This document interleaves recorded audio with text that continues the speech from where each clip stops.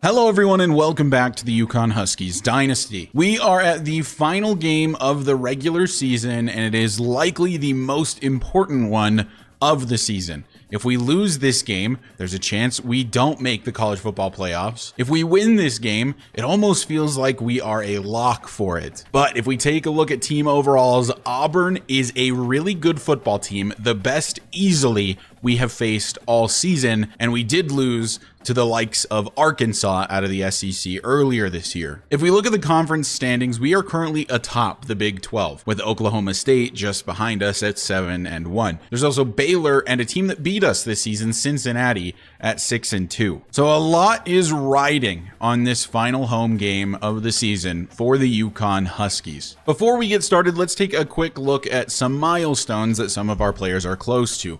Welliver closing in on 2,200 yards and close to 25 touchdowns. For rushing, Robinson already a 1,000-yard rusher, but closing in on 1,200 yards, should almost definitely get that today, and then has 11 touchdowns on the season. With receiving, Shamar Porter probably not going to hit 1,000 today, but that's okay. We definitely have a bowl game at the very least, so Porter could still hit 1,000. We'll see how today's game goes and how the next game goes. Him and Tobin both over double-digit touchdown grabs. Porter and Tobin close to 800 yards though, and Angler and Schmizniak are close to 300. Defensively, if Raheem Lovelace has another crazy day today, he could hit 100 total tackles on the season. Joey Terrell in second with 76, and both very close to 20 tackles for loss. They are number 1 and number 2 on the team. Lovelace has 5 sacks, which is currently 3rd on the team. Logan Stern actually still leads the team with sacks, despite exiting with an injury and being out for the season for like the past 2 or so games. And really quick on to the recruiting board, we do have to say goodbye to the tight end Joseph Flanagan. Unfortunately, tight end not a huge need, but it's always terrible to lose out on those 4-star guys. We did get Terrence Cook to commit, however. He appears to be another edge rusher, potentially an interior guy as well. So here is how I've rearranged the board now that we had a little bit more points cleared up. I've basically just maxed out everyone that we have left except for the bottom 3 guys. We're looking really good on some of these 4-star guys. Pudlesny, we are 3rd, but gaining the most influence. We are now ahead on Justice Willis. We are gaining the most influence and now up to 2nd for the wide receiver Monte Stoner. And for Brett Gray, we were starting to fall behind Maryland, but have upped the points there. He may commit this week, unsure just yet. And then outside of that, we are in the lead on everyone. The only team we're really battling with right now is Iowa for the left guard, Leo Apple. So here we go. It's the final game of the regular season. Win or lose, there's more football to be played this year for UConn, but we don't want just any old bowl game. We want into that college football playoff, and we want to see if we can contend with the best teams in the country. We've been able to do so a number of times this season. Can we do it again today against another SEC opponent, the Auburn Tigers? Auburn starts with the football today, and they are led by senior quarterback Hank Brown. Halfback 1 is sophomore Josh Claybrooks, already a 91 overall. And then the backup is senior Jarvis Durr. Wide receiver Bryce Kane, Cam Coleman, Walt Morris, Malcolm Simmons, and Anthony Eager. And all of them are very, very fast. They've got a 99, a 98, and a 96. And then the tight end 1 is Rico Walker. This is maybe the best offense the Huskies have faced all season, and at times this defense has struggled to stop offenses at all. 2nd and 10 after no gain thanks to the Raheem Lovelace tackle. Claybrooks still in the backfield. He does get the carry. Lovelace there again along with Chadwick, and it's 3rd and 9. Can UConn's defense get off the field immediately to start the day? Hank Brown back to throw. All kinds of time, and has an open man beating the zone. It's Cam Coleman. It's a 1st and 10 to the 41 for the Tigers. Claybrooks still in the backfield, but they're sending him out to the left.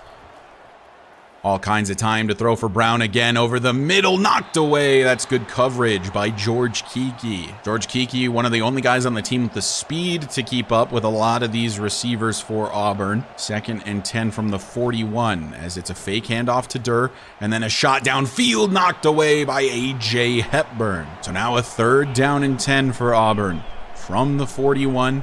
Need to get past midfield. Blitz on its way. Underthrown while under pressure. George Kiki celebrating, but his coverage was not good. Just a bad throw by Hank Brown. and we will take over on offense. I think the main question about this offense today is how is this offensive line going to hold up against one of the best defensive lines we've played in the series? Porter going to get the carry on the jet touch pass, not quite the speed to find the edge, but gets 8 yards. Second down and 2. Robinson to get the carry. Good blocking from the receivers here to get Robinson the edge. Jukes 3 defenders, runs into Terry Overhauser, and has a pickup of about 20 to start his day. Max Cadet checks in to give Robinson a breather, and Cadet will get the carry up the gut, tripped up from behind, but a pickup of 5. 3rd and 5 for UConn. Welliver back to pass, and he wants Jackson Harper, who gets it and gets the first past midfield and up to the 38. First down and 10, UConn. Man in motion is Dalton Schmizniak. So we'll look to throw here and get it to Dalton for a pickup of 3. Missed the Robinson read on that play over the middle. He had a lot more running room, but it is what it is. 2nd and 7. Robinson will get the carry, has a lane, has room to work with, gets to the 20 before he's taken down. Another good carry for Darrell Robinson. 1st and 10, it's Max Cadet in the game again, but we're going to go to the air and give a jump ball to our big fella, Dan Sanders. He can't grab it. 2nd and 10 at the 20. Robinson in the game will get the carry. Jukes back to the inside, but not much room to set up a 3rd and medium. Big 3rd and 6 here from the 16. Welliver to throw, has Shamar Porter open for the first down. 1st and goal, UConn. We're going to the air, and we'll find Terry Overhauser. Gets a pickup of 2 as Welliver hit as he throws. From the 4, it's 2nd and goal, and we'll go to the superstar running back, Darrell Robinson. Falls forward and gives us a 3rd and goal at the 1. Cadet checks into the game. Can he steal all of Darrell Robinson's work and get into the end zone? Max Cadet, he does just that. Touchdown for the freshman running back. And UConn will take the early lead over the Auburn Tigers, 6-0. After the touchdown here. Back comes the Auburn offense as they're in the pistol formation, and Claybrooks will get the carry. A huge hole opens up for him. Jukes to the outside, nearly breaking away, but brought down at the 40. 1st and 10, Auburn again. Claybrooks, another carry, another huge lane, and another first. Already past midfield on just 2 rushing plays. Jarvis Durr checks into the game, is in the backfield with Brown. They do not go back to the ground, though, and that time Joey Terrell in the backfield, forcing the errant throw. Making it a 2nd and 10, but now Claybrooks back in the game. Brown to throw, finding the tight end. That's Rico Walker, but he's brought down for only a few yards. 3rd and 7 for Auburn. From the 45, a quick throw, but it's overthrown. Santos in coverage, and on 4th and 7, it looks like they might be going for it. No, they're attempting a 62-yard field goal attempt. I know Auburn is kind of kicker you, but 62 yards, it looks like it's going to be left. It definitely had the distance, but it's no good, and UConn will take over. I do not like that play call. Maybe if it's the end of the half, the end of the game, you attempt that, but not with so much time left in the first half. So UConn 1st and 10, already up a score. Welliver will hand it off on the RPO, finding Darrell Robinson, and it's a pickup of 6. About a minute left in the first quarter. 2nd and 4. Robinson gets another carry, tackled forward, actually, for the first. From the 45, a 1st and 10. Welliver to throw, and he wants Dan Sanders. It's only good for a yard, and that'll bring us to the end of the first quarter. 2nd and 9 to start the second quarter. Robinson does not go anywhere. In fact, he loses a yard. And that gives us a 3rd and 10. Welliver back to pass, taking a shot for Dalton Schmizniak, but it's knocked away. And now on a 4th and 10 from the 45, we will punt it. A good punt from Roger DeLuca pins Auburn at their own 3. Claybrooks gets the carry, and the tackle is missed. Eventually brought down by Gerard Byler, but it's a first.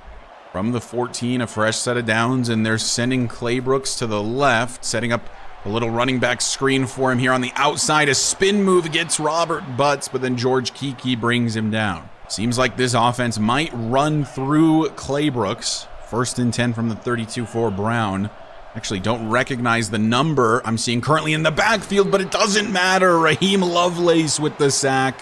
A loss of 8 for the Tigers. 2nd and 18 now for Auburn. Claybrooks gets the carry. Good tackling there from Robert Butts. A little help from Calvin Whitaker. And it's a 3rd and forever for Auburn. But over the middle, an underthrow from Hank Brown. He had his man. The coverage was not great. Misses the throw, and they'll punt it away. 8 minutes left in the first half. A low-scoring affair here. Still 7-0. Robinson gets the carry running backwards. He's going to lose 5, trying to find the edge. Not good there from Darrell Robinson. 2nd and forever.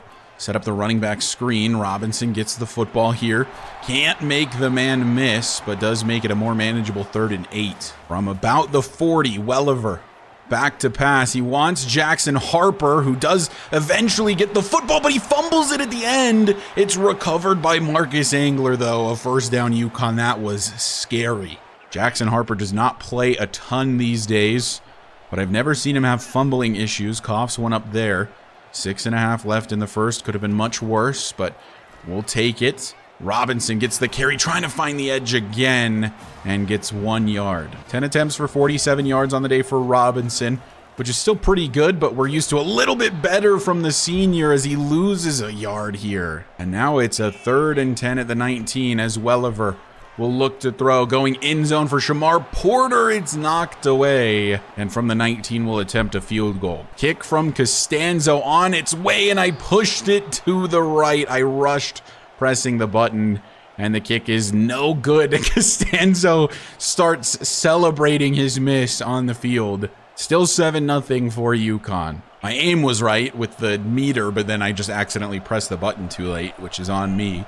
1st and 10 from the 20 for Auburn. Handoff Claybrooks, bouncing it to the outside. Look at this blocking down the field. Incredible for Claybrooks. And it's a huge pickup for the sophomore running back. This has got to be a guy that is on draft boards this season. We'll see if he declares or not, I guess. 1st and 10 from the 44 for the Tigers. And Claybrooks gets another carry, but this time Chadwick on the blitz only allows 3. 2nd and 7 from about midfield for Hank Brown and the offense. Once again, a different running back in the backfield. I need to catch his name. I did not previously. That is not Jarvis Durr. That is Terrell Rawlings, the sophomore halfback. I wonder if Durr sustained some type of injury. 3rd down here for Auburn. 4 minutes left in the half. Would be a huge stop. It looks like it's going to be a running back screen, and he's going to get the first easily, and Santos has to be the one to bring him down at the 41. So past midfield now for Auburn. Flag down. And it's on D'Angelo Townsend. I didn't see him move, but there's encroachment on the play. So now a 1st and 5 for Auburn after the penalty. And Rico Walker is the man in motion, comes into the backfield, and it's a handoff. Claybrooks. Calvin Whitaker, though, not allowing anything. 2nd and 5. That penalty really hurts us, because it's already 2nd and medium despite no gain. 3 minutes left. And it's a fake this time to Durr, and then Brown throws, finding Coleman, who broke away from Santos and finds the end zone. Touchdown, Auburn. Cam Coleman just too fast for Jamie Santos, and Auburn gonna tie this football game up. It was never gonna be easy against the Auburn Tigers. UConn does start with the football in the second half, so an opportunity here to go 2 for 1. On 1st and 10 from the 20, Welliver brings Porter over in motion. Porter following the block of Darrell Robinson and goes down after a pickup of 8. On a 2nd down and 2, Welliver back to pass, going to take the check down to Marcus Angler, who gets the first. So 1st and 10 past the 2-minute warning as Welliver back to throw. And he wants Tobin, gets it to him. Open field for Dorian Tobin. We know how dangerous he is. Gets past the 50, past the 40, and to the 37. Don't want to score too quickly, though, if we do score. 1st and 10 from the 37. Welliver to throw. Goes underneath on the drag to Brock Montgomery, who dives for a pickup of 7. If you couldn't tell, I was trying to press square to get the run after catch animation, but I ended up pressing it too late and dove into the defender. That could have been a lot worse than it was. 2nd and 3 from the 30. Welliver to throw and has Dan Sanders on the drag route wide open. Goes down after the first up to the 24. This drive going nice and smooth for the Husky offense. 1st down and 10. So we're back to pass again. Welliver runs out of time. I wanted Marcus Angler. We'll call our second timeout. Needed just a second longer for that to develop, and I think the Angler would have been open. 2nd and 18 instead. Welliver scrambling, just going to try to get this to Tobin for some yardage. And the clock is still moving. And with 7 seconds, I think we have no choice but to just attempt the Costanzo field goal. Kick on its way from Costanzo and is good this time. It's going to be 10-7 for UConn, and that should bring us into halftime. There are a couple seconds left on the clock, though. So halftime it is, 10-7 UConn. Feels like it could be a bigger lead. We, of course, missed the field goal. Would be 13-7 otherwise. Generally, the passing game for us has been much better. We have, of course, dominated time of possession. We've done that all year. But our rushing game has not been nearly as good as theirs with Clay Brooks. Let's see if we can turn that around in the second half and catch the dub. So, as I mentioned a couple times, UConn ball here to start the second half. And we'll go to our main man, Darrell Robinson, who will find 4 yards. 2nd and 6 from the 29 as we're back to pass with Welliver. We've got Tobin down the field. A great pass from Cole Welliver. And you know Dorian Tobin isn't being caught down the field. Tobin one-on-one on the corner route, beat everyone down the field, and finds a touchdown on just the second play of the half. Dorian Tobin is a future superstar at receiver on this team, and hell, we could move him to quarterback later if we want to as well. The dude is a stud. I feel like I undersold it a little bit, but this is a perfect throw from Cole Welliver, just in the bucket for Tobin, over the corner, but right into the hands of Dorian Tobin, left him momentum to run with as well, and it's just a free touchdown after that. 2-score lead for the UConn Huskies, 17-7. Will they stick to the ground game with Josh Claybrooks, or will they focus more through the air this half? No, it's going to Claybrooks, and why wouldn't it, as he gets the first. 10 rushes for 86. Genuinely an incredibly good running back. Unbelievable that he's only a sophomore. They truly found a gem there. Hank Brown changing up the play. Claybrooks stays in to block this time. Hits a really good one. A diving catch has to be made from Malcolm Simmons. But it's another first for the Auburn Tigers. So Claybrooks can run, he can receive, he can block. What can't this kid do? 1st and 10 from the 44. Claybrooks gets the carry. Good blocking. And a good tackle there by Robert Butts. Brings up a 2nd and 10. Could see them keeping it on the ground here. I mean, they're averaging over 8 yards per carry. Claybrooks is going to keep it on the ground, and it looks like he's going to have the first. He's just short of it. About 10 yards on that one. So on a 3rd and inches, it's Claybrooks again, but Calvin Whitaker stuffs him in the backfield. The defensive tackle making a play for what feels like the first time today. And it looks like Auburn's lined up to go for this. Though last time this happened, they were attempting a field goal. They're doing it again. This is 64 yards this time for the Auburn kicker. This is insane. And it's wide left. Again, it had the leg. He's just missing slightly to the left. This is going to come back to haunt them. Is this why they've had a terrible season? Do they continue to attempt 60-plus yard field goals when there is no warranting it all season? Has that been their downfall? Is that why a team that is so good is only 6-5? Because what happens is you just give us really good field position, and then it makes it even more likely that we end up with points on these drives. So if that's what they've been doing all season, it's no wonder they have 5 losses despite their team on paper. Not to mention that they play in the SEC, which obviously does not help. 2nd and 4 from the 46. Welliver hands off Robinson, who does get the first. Past midfield, 1st and 10. Welliver hands off to Robinson again. Not a ton of running room. He gets 2. 2nd down and 8 from the 40. Welliver back to pass. Takes the little check down to Sanders. Give us a few more yards. Make it a 3rd and manageable. 3rd and 4 from the 36 might be just a touch outside of Costanzo field goal range, but it's not going to matter as we get the first with Marcus Angler. From the 31, man coming over in motion, that's Shamar Porter. It's a fake jet to him. Robinson gets the carry and gets 3. On a 2nd and 7, blitz on its way, and they leave Marcus Angler wide open once again, and he nears the 10 down at the 12. 1st down UConn. On 1st down and 10, it's going to be play action. And then we're looking for Dan Sanders, but it's going to be intercepted in the end zone. What a play by the linebacker. 1st and 10, Auburn at their own 20. A mistake there, a rare one from Cole Welliver, as he has only thrown 2 other interceptions on the season to this point. His 3rd on the year is a big one, giving Auburn a chance to sneak back into this game. It was actually a safety, my apologies, not a linebacker. Terrence Love with the interception. Definitely should have just taken the check down to Shaq McBath, but tried to force it in there to Dan Sanders, just did not need to. Hank Brown hands off Clay Brooks, and he goes down after a pickup of 8. I almost called him Claypool there. But this is not Chase Claypool, it's Josh Clay Brooks. 2nd and 2 for Auburn. It is not a run this time. This one is caught.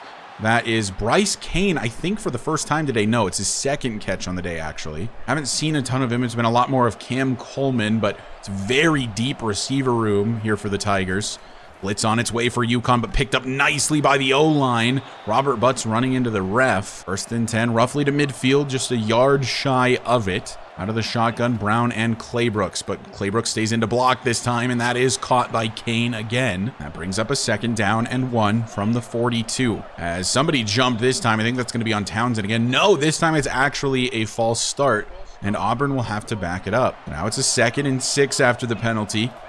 Claybrooks once again not getting the ball. A throw incomplete, underthrown from Brown, and it leaves us with a 3rd and 6, a pistol formation with a fullback for Auburn, but it is going to be a throwing play, and he runs out of time. It's Joey Terrell getting the sack in the backfield, forcing the 4th and 12, and saving us from the 1-possession game. Auburn gonna have to punt. Cole Welliver owes Joey Terrell a firm handshake. What a shame that that last drive ended the way that it did. It was smooth sailing throughout, just chipping away at the yardage as Robinson gets 3. Run game hasn't quite been the best today, but that's a little bit to be expected against such a good defense. Another pickup of 3 to set up a 3rd and 4. From the 22, 3rd and 4, no blitz on its way. We're going to try to fit this into Dorian Tobin, and he holds on despite the hit.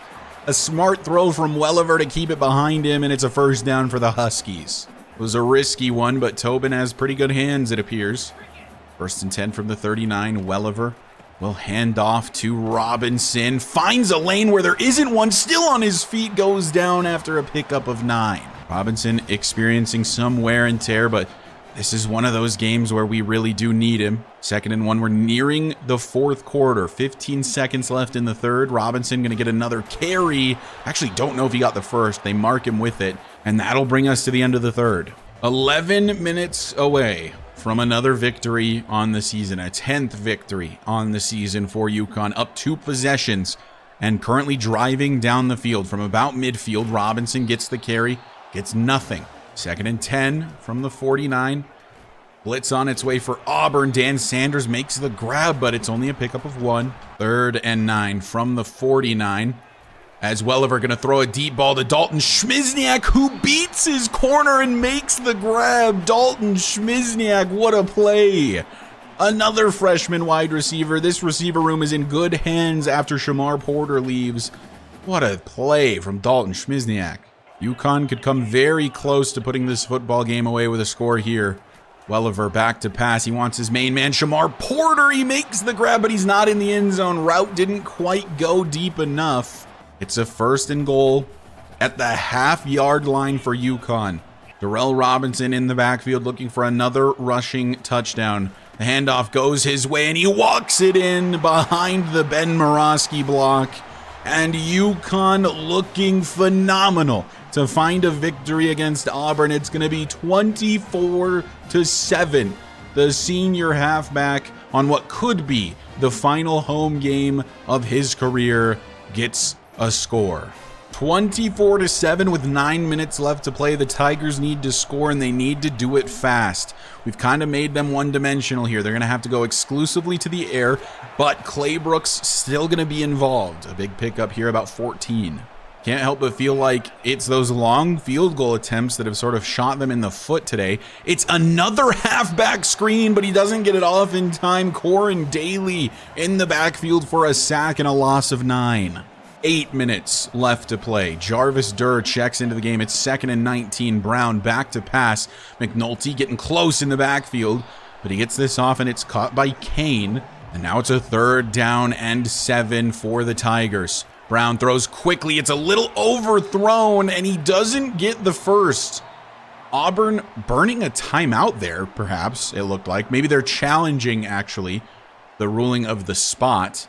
And they actually do overturn it. That is the first challenge I've seen by a CPU actually work. So 1st and 10, actually, for Cam Coleman. 7 minutes left to play for the Tigers. I mean, they definitely would have gone for that on 4th down. In the backfield, Calvin Whitaker. Brown stepping up, going to take off to run, though. And we're fine with that. I know it's a pickup of 8, but it keeps the clock moving. A little over 6.5 left to play. Brown to pass. Great pocket over the middle, knocked down by Joey Terrell. And that's a risky guy to throw in the direction of, because unlike Raheem Lovelace, Joey Terrell has fantastic hands. 3rd and 2 for Auburn. Brown to throw. Over the middle, it's underthrown. He's done that a couple of times today. This is the worst time to do it, though. And now it's a 4th and 2. Big 4th down here. Game's basically over if they can't convert. It goes to Clay Brooks, and it's Raheem Lovelace in the backfield getting the TFL. We sent pressure, though I was not expecting a run play from Auburn. They handed off to their best man. I mean, get your best player the football when you can. But Raheem Lovelace, Joey Terrell combined for a TFL, and that puts this game mostly out of reach. A blitz on its way for Auburn. I think we can take Robinson out at this point. Dan Boyd actually checking into the game here. I liked what I saw from him against BYU. 2nd and 5, we're just trying to chew this clock away, and Boyd will get the carry, but does not get very far. Sets up a 3rd and 3. 5.5 left to play. From the 48, Welliver to throw, gets it to the tight end, Dan Sanders. That's another first, a huge hit there. 5th catch on the day, by the way, for Dan Sanders. Does not have very many yards, though. 5 catches for 21. We continue to chew down this clock. 1st and 10 from the 39. It's Max Cadet who's going to get the carry. Stiff arms 1 and gets 5. On 2nd and 5, Dan Boyd to get a carry here. Has a good one. Another huge hit laid. And our right tackle, Manny Smith, exiting with an injury that may bring in backup left tackle Ted Booth, though I'm not certain. For the moment, it's actually Tyler Fulton, which I'm not super fond of. He's only a 66 overall redshirt freshman, and his pass blocking ratings are horrific. Good thing we're running the ball then, I guess, as Cadet will get another carry. Just has to stay in bounds, and the clock will continue to run under 4 minutes now. 2nd and 2. It's going to be a flip to Cadet and nowhere to go. They run committed, of course. It's only 3 yards. Would love to see them not be able to get the football back, but a stop here would force us into a field goal attempt, and that's exactly what's going to happen. Though they are not burning a timeout, this will tick down to the 2-minute warning. Kick from Costanzo on its way and right down the middle. 27-7. This game a lot more lopsided on the scoreboard than it's felt throughout, at least in my opinion. But it's looking like a victory for the Huskies. So for Auburn, you have to score, and you have to do it with an incredible pace. As he's back to throw, Brown, and he just throws it away. 2nd and 10 for the Tigers. Throwing left side, incomplete. That looked like it was maybe an early hit from George Kiki, but no call. So a 3rd down and 10, of course, obviously 4-down territory. As Brown, all kinds of time, takes a shot downfield, and Kiki breaks for hands.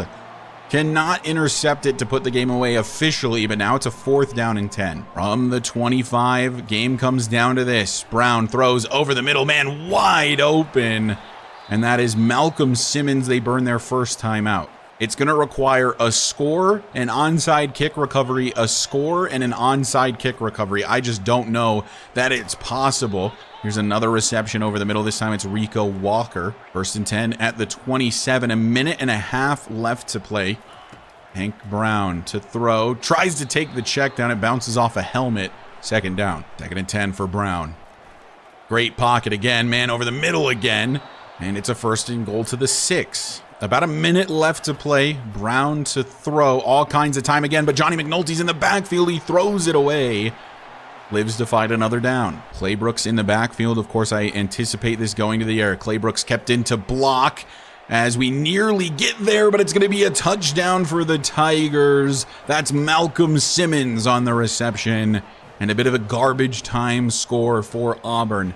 I mentioned They need an onside kick recovery, another touchdown, an onside kick recovery, and another touchdown. It just seems incredibly unlikely. So the game comes down to this onside kick, and then another one after that if they can even manage it, but they won't. That's Joshua Dora picking it up with one hand. He's just that confident, and the game is over. The regular season comes to a close, and it's 8 straight victories for the number 3 ranked UConn Huskies. Oftentimes, there are reasons that these top teams have that many losses. I know it's Auburn, I know they play in the SEC, but it does seem like they are a team that maybe shoots themselves in the foot with their special teams management, kicking field goals when they probably shouldn't, and not going for it on 4th and very short from past midfield. Just a plethora of mistakes from Auburn. This is a game that felt very close throughout, but UConn maintains the lead throughout and takes the dub. Huge victory for the Huskies. 27-14 is your final. Here's the player stats on the day. 23 of 27 for Welliver, just under 300 yards, 85% completion percentage. Did, of course, have the one bad interception, which is entirely user error, but did have the passing touchdown. As for rushing, Darrell Robinson, 23 attempts is so many. Only averaged 3.7 per carry. Their run defense was actually solid. Did have the rushing touchdown. Cadet came in and stole one as well. Again, I am impressed with Dan Boyd. Every time he comes into the game, he seems to average over 4 yards per carry. Receiving, Dan Sanders actually had the most receptions with 5 for only 21 yards. Tobin had 4 for 120, and of course the deep shot touchdown. Porter, not nearly as many yards as we're used to from this guy. 4 receptions for 37. Normally he's a bit further down the field, but not today as much. Plus we didn't have nearly as much time to throw against a team like Auburn. Angler a little bit more involved today. Schmizniak and Harper each with a couple grabs. Defensively, it's actually George Kiki that leads in solo tackles with 5, but it's Robert Butts that leads in total tackles with 10. Typically, that's Lovelace or Terrell. Not today. Robert Butts very involved. Lovelace did get 7. In terms of TFLs, it's Terrell and Lovelace, the best linebacker duo in all of college football. Corin Daly, Calvin Whitaker, and Robert Butts each getting 1 as well. And then for sacks, Joey Terrell and Raheem Lovelace each getting 1, and Corin Daly getting 1 as well. The UConn Huskies are 10-2 to finish out their regular season, going 8-1 in conference play, and that win should guarantee a Big 12 championship appearance. In fact, I think it was virtually guaranteed already because I believe it is by conference record, and we've already finished all of our conference games at 8-1.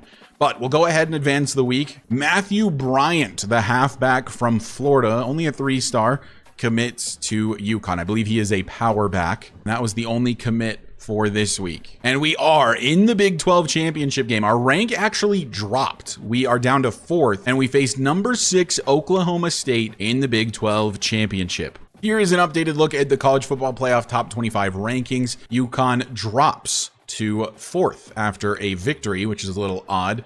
USC jumps up after beating Indiana. Tulsa moved up despite not playing in this past week. Georgia Tech, Kansas State, and Utah all losing and therefore all falling. And here is the projected college football playoff bracket. It's looking like we're going to have a spot regardless because they have us and Oklahoma State here already. But they're currently projecting us to beat Oklahoma State in the Big 12 championship, and we would have one of the top 4 seeds in the college football playoff. Here's an updated look at the recruiting board before we advance one more week to the conference championship week.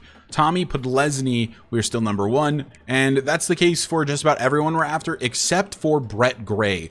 Ohio State and Maryland are making huge inroads on Brett Gray, and Maryland has actually passed us. It's currently week 14, and they're gaining more influence than us before the visit. So I just don't really see any way that he's going to commit to us. It looks like he's, in fact, probably going to commit to Maryland next week. But that's okay. We've got Monte Stoner, who I actually like more as a recruit anyway. Just a shame that we are not going to be able to get both. Outside of that, we've got a pretty firm lead on everyone, but Alabama is now in on right guard. 3-star Connor Clinton. So I went ahead and swapped his and Bill Hoag's points so that we're putting more points into Clinton to try to secure his commitment instead of Alabama. We were previously only putting 15 points his way. And we do get a commit this week, left guard AJ Kunazik. And we also get left guard Leo Apple. But we do lose Brett Gray to Maryland, which everybody saw coming. And now we are officially on to Conference Championship Week. UConn will play Oklahoma State in the next episode. Both teams 10-2, 8-1 in the conference. Should be a fun one. Oklahoma State fairly even with us on paper as well. This is also the week to fire anybody we want to, and I'm kind of thinking we're going to move on from our DC. I've been liking the offense, but the defense is just so hit or miss that I think it might be time to move elsewhere. But let me know what you think about that. But anyway, that's going to do it for this episode. Thank you guys so much for watching. One thing I'm going to mention really quick is that I'm probably going to play around with the sliders a bit. I want this and the college football playoff games to be incredibly difficult, and I just kind of feel like I've figured out the current slider set, and that game against Auburn was just too easy for what it should have been. So we'll try to strike a balance and make it a bit more entertaining. These last kind of 3 games down the stretch I don't think have been probably the most fun to watch, but you let me know what you think. But anyway, that's going to do it for this episode. Thank you guys so much for watching and for your continued support. Big shout out to all the channel members. If you haven't done so already, join the community Discord. Link is in the description, and consider becoming a channel member. You can do so for as low as $1 a month, and it helps me out tremendously. But if you find yourself coming back on the regular and you aren't already subscribed, go ahead and hit that sub button for me. It does help me out a lot, and I will see you guys in the next episode where UConn tackles its biggest task yet, the Big 12 championship.